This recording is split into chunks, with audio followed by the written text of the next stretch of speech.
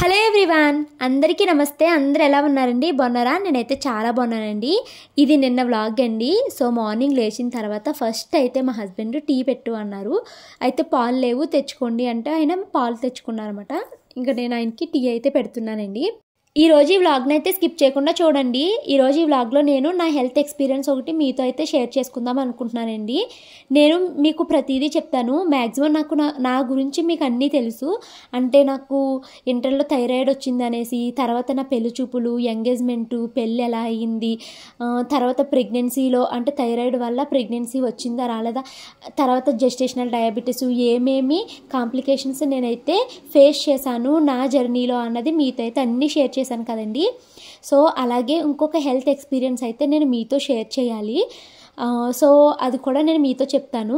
ఎందుకు ప్రతిదీ చెప్తావు, దీనివల్ల ఏంటి యూజ్ అనేసి మీరు అనుకోవచ్చు.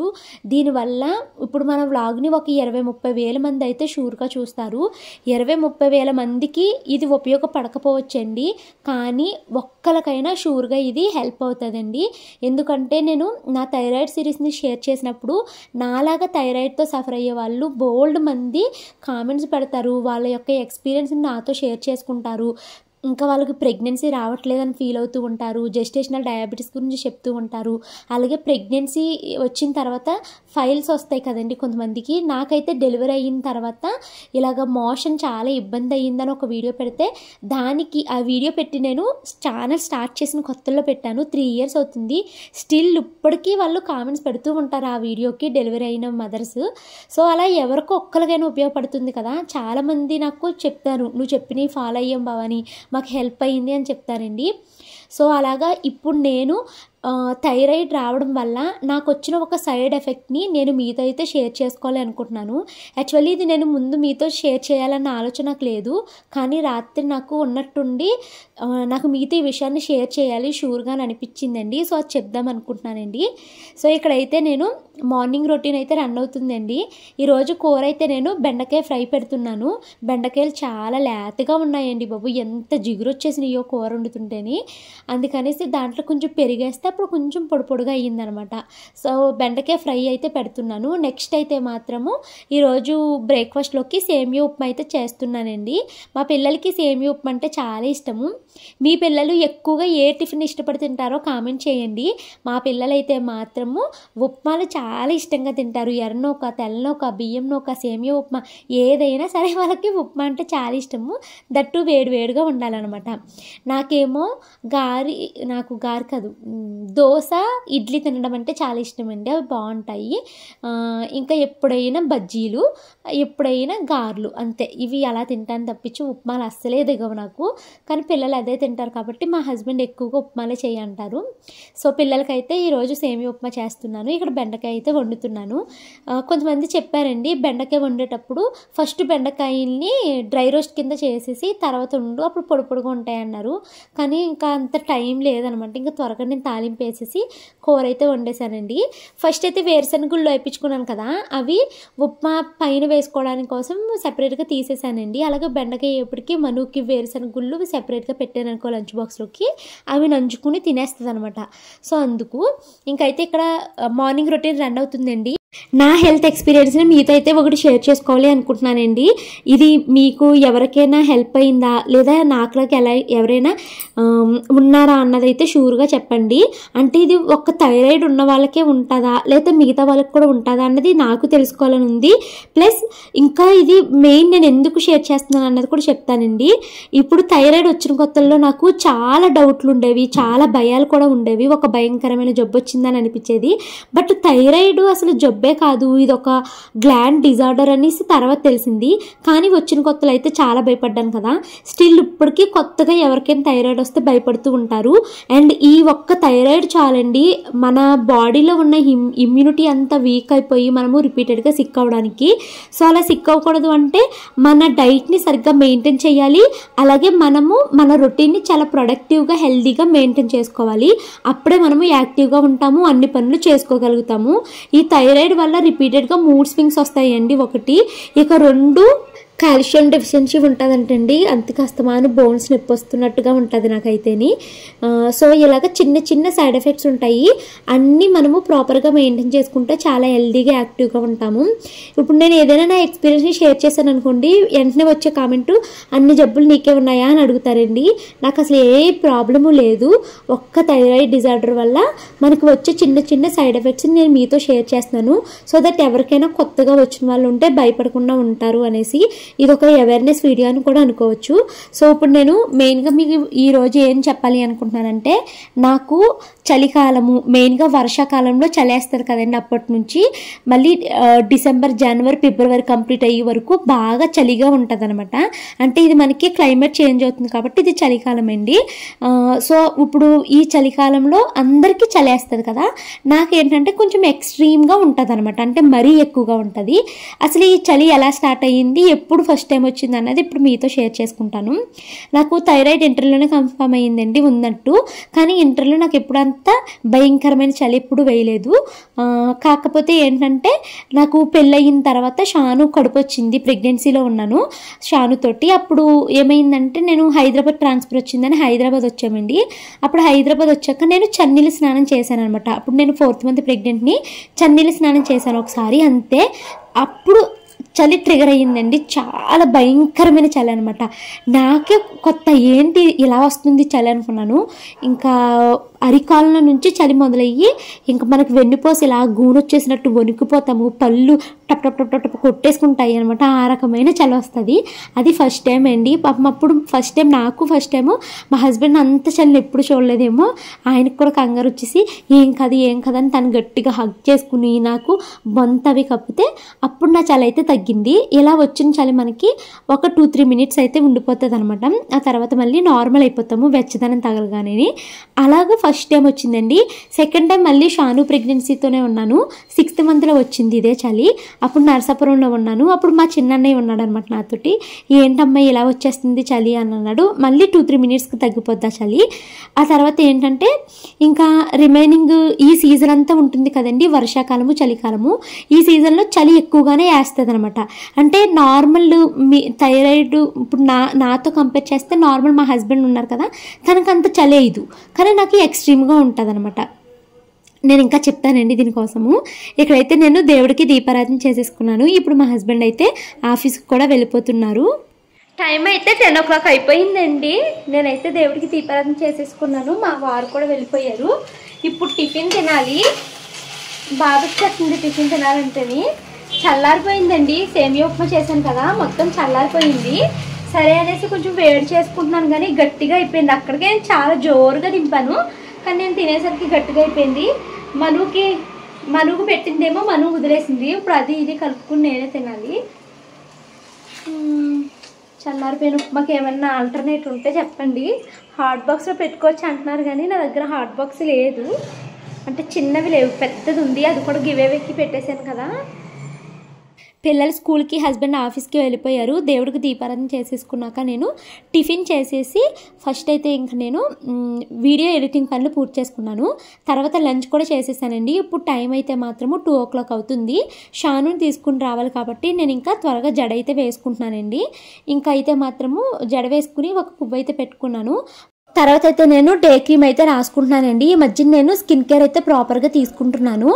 ఇదిగో ఇదైతే మాత్రము Agaro facial roller with Gosha అండి. ఈ ఫేషియల్ రోలర్ కోసం ఆల్రెడీ నేను మీకు 2-3 వీడియోస్లో చెప్పాను కదా. ఇదైతే మాత్రము నేను ఒక 2-3 వీక్స్ నుంచి వాడుతున్నాను. మధ్యలో ఊరు వెళ్ళడము, ఫీవర్ రావడము డిస్కంటిన్యూ అయ్యింది, కానీ అసలు ఇది ఎంత బాగుంటుందంటేనండి, స్కిన్ మంచిగా నాకు చేంజ్ తెలుస్తుంది. నేను కంప్లీట్గా 2 months వాడిన తర్వాత మీకు మళ్ళీ రివ్యూ ఇస్తాను. ఎందుకంటే నేను ఒక కొత్త స్కిన్ కేర్ని స్టార్ట్ చేశానండి, అది నైట్ టైం ఫాలో అవుతున్నాను. బాగా వర్కౌట్ అయితే నేను మీతో షేర్ చేస్తానండి. ఈ Agaro facial roller with Gosha మనకి అమెజాన్లో అవైలబిలిటీగా ఉంది. లింక్స్ నేను కామెంట్స్లో ఇస్తాను, చూడండి. టైం అయితే 2:35 అయిపోతుందండి. షానునైతే స్కూల్ నుంచి తీసుకురావడానికి స్కూల్ దగ్గరికి వెళ్తున్నాను. చలి కోసం చెప్తున్నాను కదండి. ఇప్పుడు మనకి వర్షాకాలంలో చలి వేస్తుంది, ఇంకా చలికాలంలో చలి వేస్తుంది కదా. ఇప్పుడు నార్మల్ మా హస్బెండ్ అని, మా అమ్మ, మా అన్నయ్య వీళ్ళతో కంపేర్ చేస్తే నాకు ఎక్స్ట్రీమ్గా చలి ఉంటుందండి. ఇంకా ఆ చలికి ఏంటంటే నేను నైట్ టైం స్వెటర్ ఖచ్చితంగా వేసుకుంటాను, కాళ్ళకి సాక్స్ పెట్టుకుంటానండి. ఇంకా తలకి కూడా నేను కుదిరితే ఇలా కట్టేసుకుంటారు కదా, మఫ్లరా సంథింగ్ ఏదో అంటారు కదా, అలా కట్టుకుంటాను అనమాట. అంత చలేస్తుంది. లేదా స్వెటర్కి ఉన్న క్యాప్ పైన తలకి పెట్టేసుకుని పడుకుంటాను. ఇప్పుడు ఏంటంటే నాకు కోవిడ్ వచ్చినప్పుడు కూడా ఒక రకమైన భయంకరమైన చలి వచ్చింది. నెక్స్ట్ డెంగ్యూ ఫీవర్ వచ్చింది అండి 2 years ago. అప్పుడు కూడా ఇలా భయంకరమైన చలి వచ్చింది అనమాట. మళ్ళీ రీసెంట్గా ఫీవర్ వచ్చింది చూసారు, అప్పుడు కూడా ఇదే భయంకరమైన చలి. ఇంకా ఎలా అంటే మీకు చలి గురించి నేను చెప్పాలి అంటే, మనకి వెన్నుపూస ఉంటుంది కదండి, అది స్ట్రైట్గా నుంచోలేదనమాట, వంగిపోతుంది. అంత ఒక రేంజ్లో చలి వస్తుంది అనమాట. నేను లాస్ట్ టైం నాకు మొన్న ఫీవర్ వచ్చినప్పుడు నా చలికి చూసి మా హస్బెండ్, ఏంటమ్మా చలికి ఇలా వణుకుపోతున్నావు, ఏ హాస్పిటల్కి తీసుకెళ్ళను, నిన్ను ఎక్కడ చూపిస్తే చలి తగ్గుతుంది అనేసి అంటున్నారన్నమాట. అయితే నేను ఒక 2 months ago డాక్టర్ దగ్గరికి వెళ్ళినప్పుడు డాక్టర్ని అడిగాను అనమాట, ఇలా విపరీతమైన చలి వస్తుంది డాక్టర్ ఏంటంటారు అంటే, అప్పుడు డాక్టర్ చెప్పారండి, అప్పటి వరకు నాకు తెలియలేదు ఎందుకు ఇంత విపరీతమైన చలి, రీజన్ ఏంటన్నది అన్ని రోజులు తెలియలేదు. డాక్టర్ ఏమన్నారంటే, ఈ సీజన్లో అందరికీ చలి వేస్తుంది, కానీ థైరాయిడ్ ఉన్న వాళ్ళకి అన్నీ కొంచెం ఎక్స్ట్రీమ్గా ఉంటాయి. లైక్ ఈ కాల్షియం డెఫిషియన్సీ అనగా, ఈ చలి అనగా అన్ని థైరాయిడ్ ఉన్న వాళ్ళకి ఎక్స్ట్రీమ్గా ఉంటాయి. ప్రాపర్ కేర్ తీసుకుంటే మీకు తగ్గుతుందమ్మా, ఏం కాదు అని అన్నారన్నమాట. సో ఇది ఎవరికైనా థైరాయిడ్తో సఫర్ అవుతే వాళ్ళకి ఇది ఉపయోగపడుతుందని చెప్తున్నానండి. ఈ భయంకరమైన చలికి రీజను థైరాయిడ్ ఉన్న వాళ్ళకి కొంచెం ఎక్స్ట్రీమ్గా ఉంటుందంట. సో నాకు అయితే ఇప్పుడు ప్రజెంట్ అయితే చాలా చలిగా ఉంటుందండి. సో అందుకనేసి నేను నైట్ 10 నుంచి మార్నింగ్ 10 o'clock వరకు స్వెటర్ సాక్సెస్ని అసలు తీయట్లేదు. ఇంకా అసలు వీలైనంత వరకు చన్నీళ్ళకు దూరంగా ఉంటా. పిల్లల బుక్స్ అయితే సర్దుతున్నానండి. సర్దుతుంటే మా షాను మను చిన్నప్పటి ఫ్లాష్ కార్డ్ సెట్స్ అయితే కనిపించాయండి. ఇదేంటంటే ఈ సెట్ షానుది అనమాట. షాను సెట్ నేనైతే కొనలేదండి. చాలా మంది పేరెంట్స్ పిల్లలు చదువు అయిపోగానే బుక్స్ని పాతిమ షాపుల్లో అమ్మేస్తారు కదండి. అప్పుడు ఈ సెట్ అక్కడ మా చిన్నానికి కనిపిస్తే మా చిన్నాన్ని తీసుకొచ్చారు. 2 సెట్లు తెచ్చారనమాట. ఒక సెట్ నేను షాను కోసం తీసుకున్నాను, ఒక సెట్ మా అక్కలకి తీసుకుంది.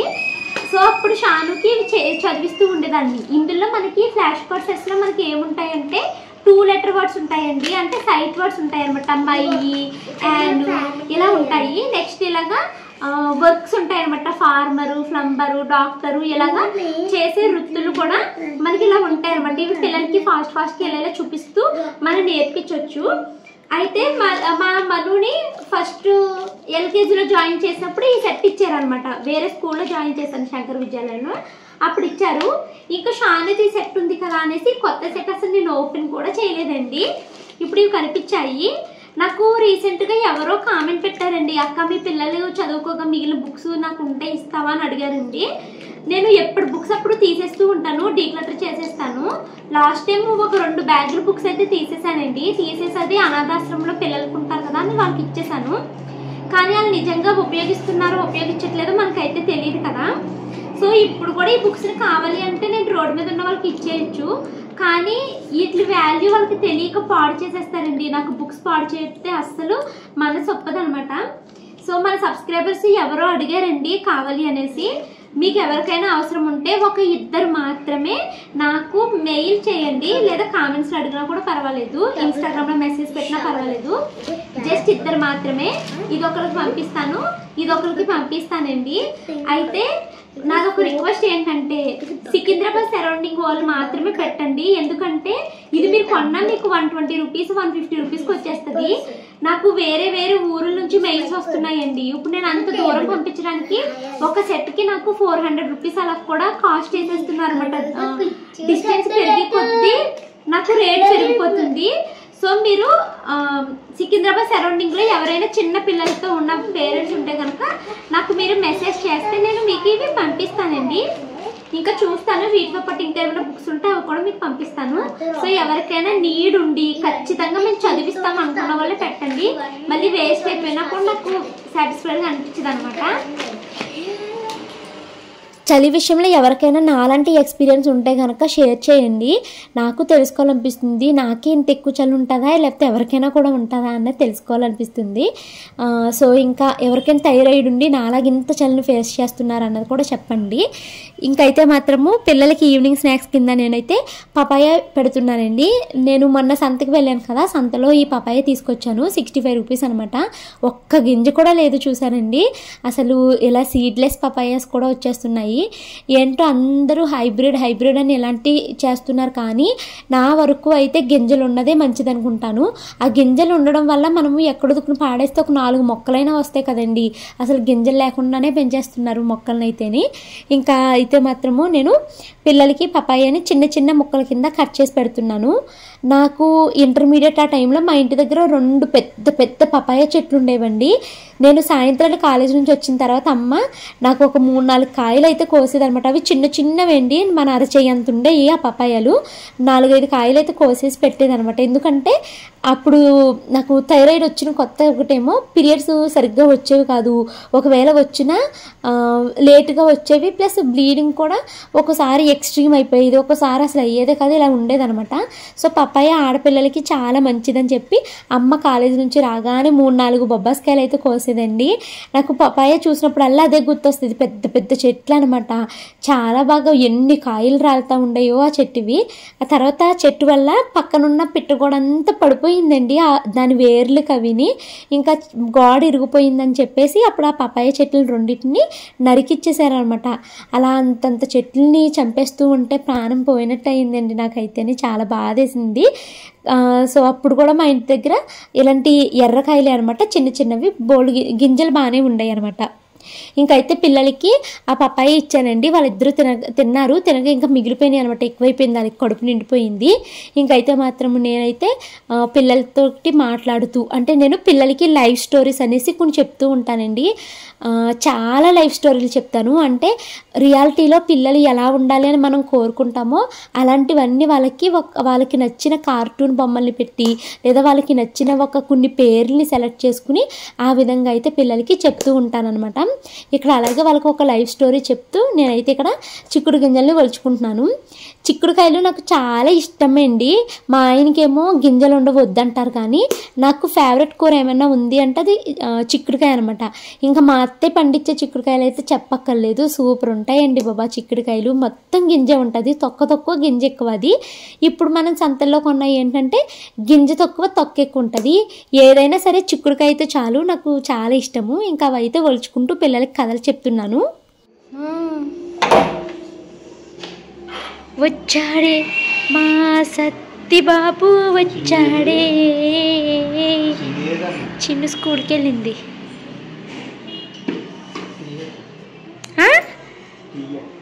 ఏంటి అస్తమాను టీ అడుగుతున్నావు ఈ మధ్యలో?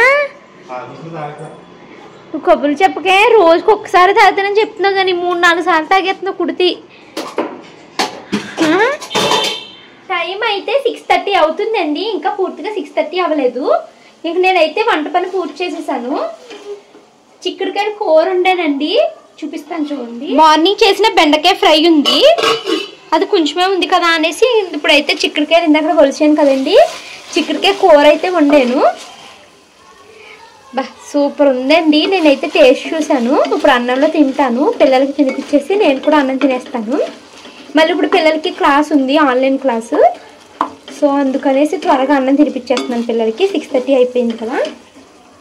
చాలా టేస్టీగా వచ్చిందండి కూర అయితే మాత్రము. సింపుల్గా చేసేసాను. సో పిల్లలకి అన్నం తినిపించేసి నేను మీతో అయితే మళ్ళీ మాట్లాడతానండి.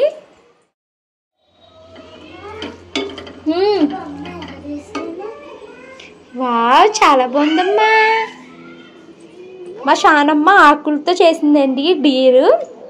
ఎలా ఉందో కామెంట్ చేయండి. ఇలా పట్టుకో షానమ్మ, ఫోటో తీస్తాను. ఇలా చూడు, చాలా బాగా వేసే తల్లి. పద చేద్ది కానీ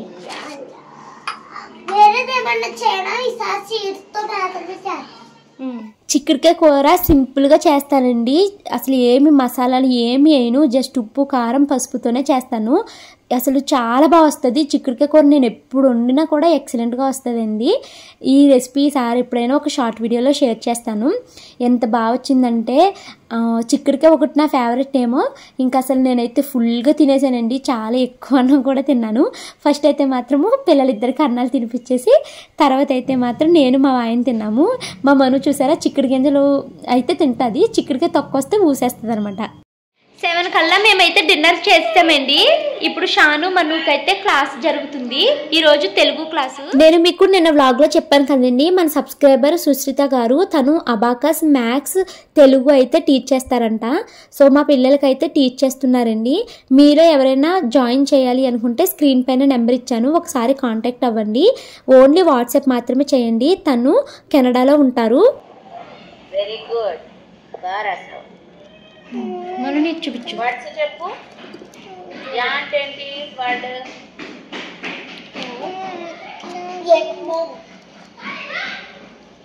రా అంటే దా అంటే ధనస్సు.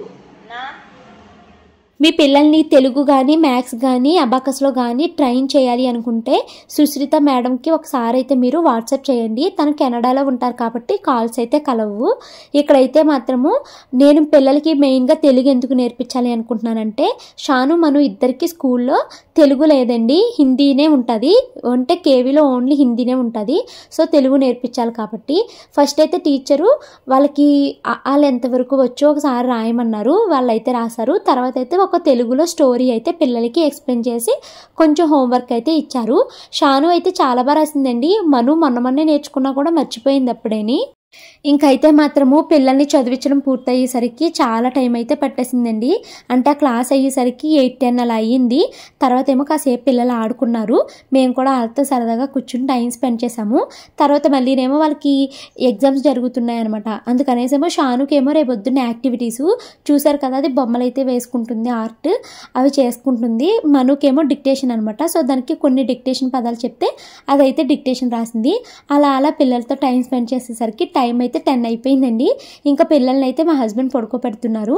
ఇంకా నేనైతే ఫోన్లో వీడియోస్ చూస్తూ గిన్నెలు అయితే తోముకుంటున్నాను అనమాట. ఇలా గిన్నెలు తోముతున్నప్పుడు వీడియో షూటింగ్ చేసుకుంటాం కదండి, అప్పుడు ఫ్లాష్ లైట్ యూజ్ చేస్తానమాట. నార్మల్గా రింగ్ లైట్లు యూజ్ చేస్తూ ఉంటారు. నాకు ఆ ఫ్లాష్ లైట్ ఎందుకో సడన్గా ఫోర్ హెడ్ మీద పడేసరికి తలనొప్పి స్టార్ట్ అయిపోయిందండి. నేను రింగ్ లైట్ని కూడా అందుకే కొనుక్కోలేదు, రింగ్ లైట్ని అందుకే అవాయిడ్ చేస్తాను. ఎందుకంటే ఆ రింగ్ లైట్లు ఎక్కువగా యూజ్ చేస్తే ఆ లైటింగ్ కూడా తలనొప్పి వస్తుంది అనమాట. అందుకనేసి నాకు ఉన్న లైటింగ్ సరిపోతుందిలే బాబా అనేసి ఎప్పుడైనా లైట్ అవసరమైనప్పుడు ఫ్లాష్ యూజ్ చేస్తాను తప్పించి రింగ్ లైట్ వాడను. అంట్లు తోమడం అయితే కంప్లీట్ అయిపోయిందండి. తలనొప్పి వచ్చేస్తుంది బాగానే, పడుకోవాలి. కానీ నేను ఆఫ్టర్నూన్ వాషింగ్ మిషన్లో బట్టలు వేసానండి. ఆ బట్టలు ఆరేయడం మర్చిపోయాను. ఇప్పుడు సడన్గా గుర్తొచ్చింది నాకు, ఇంక ఈ బట్టలను ఆరేసేస్తాను. జస్ట్ ఇప్పుడే గిన్నెలు తోమడం అయ్యింది కదా. ఈ వాషింగ్ మిషన్ అయిపోయిన తర్వాత షాను కట్టిందనమాట స్విచ్. నేను ఇంకా పిల్లల్ని చదివించడము, వాళ్ళతో ఆడుకోవడము, అలాగే ఇంక నేను ఇట్ల సంగతి మర్చిపోయాను. ఇప్పుడు గుర్తొచ్చింది. ఇప్పుడు ఈ బట్టలను అయితే ఆరేయాలి. బట్టలు పాపం మర్చిపోయానమ్మా, అందులో ఉండిపోతే ఇంక బూజెట్టేద్దునేమో. ఇప్పుడు ఇవి తీసేసి ఆరేసేస్తానండి. వాషింగ్ మిషన్ లేనప్పుడు ఏ రోజు బట్టను ఆ రోజు హ్యాండ్ వాష్ చేసుకునేదాన్ని, చక్కగా గెంజి నీరుమందు పెట్టుకునేదాన్ని, బట్టల్ని జాడించుకునేదాన్ని, బట్టలు జాడించడం పూర్తవగానే ఆరేసేసుకునేదాన్ని అండి. అన్ని పనులు చక్కగా చేసేదాన్ని. ఇప్పుడు వాషింగ్ మిషన్లో ఉతికినా కూడా వీటిని ఆరేయడానికి కూడా నాకు బద్ధకం వచ్చేస్తుంది. నాలాగే ఎవరైనా ఉంటే కామెంట్ చేయండి. అంతే అండి, ఇది కామన్. మనం ఎప్పుడు ఒక పనిని, ఒక రొటీన్ని మన బ్రెయిన్కి, మన బాడీకి అలవాటు చేస్తే అదే ఫాలో అవుతుంది. ఇప్పుడు నాకు సుఖం అలవాటైపోయి బద్ధకం అయితే బాగా వచ్చేస్తుంది. బట్టలు అయితే ఆరేసేసాను, తలనొప్పి వచ్చేస్తుంది, పడుకోవాలి. ఫస్ట్ అయితే సారీ తీసేసి ఫేస్ వాష్ చేసేసుకుని కొంచెం స్కిన్ కేర్ చేసేసుకుని పడుకుంటానండి.